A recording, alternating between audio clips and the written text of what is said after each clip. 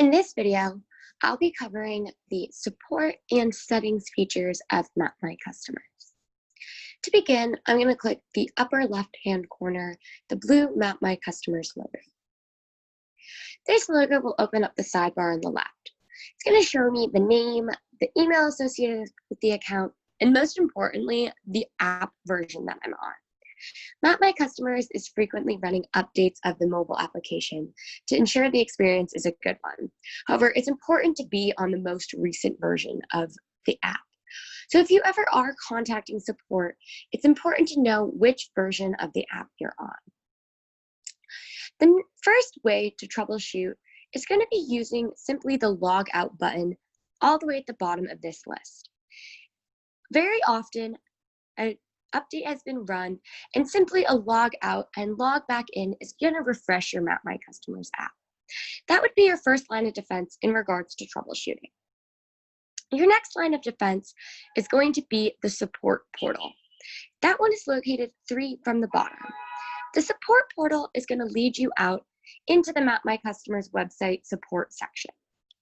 This support portal will help you get started, organize your team, or find information on both mobile and web, whether that be how to run a route on mobile or how to run a report on web.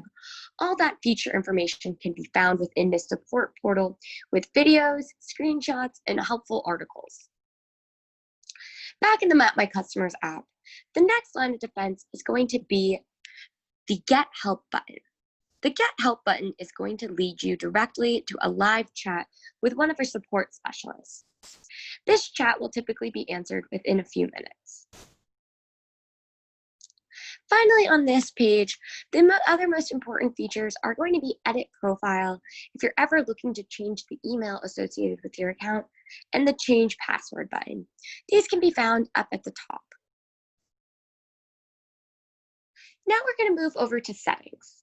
Settings is located in the upper right-hand corner and is signified by that gear symbol.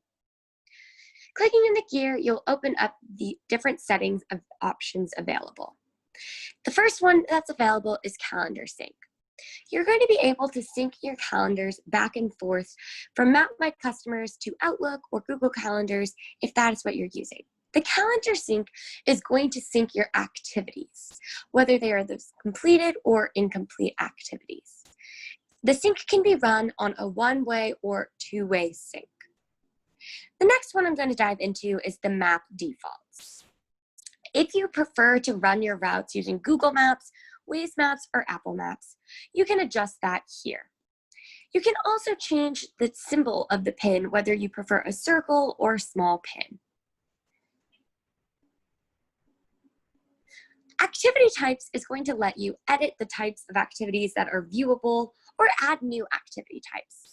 If some of the basic activity types such as lunch, email, call, and task do not apply to you, and you'd like to add something new such as demo or meeting, you can come in here and add that additional activity type.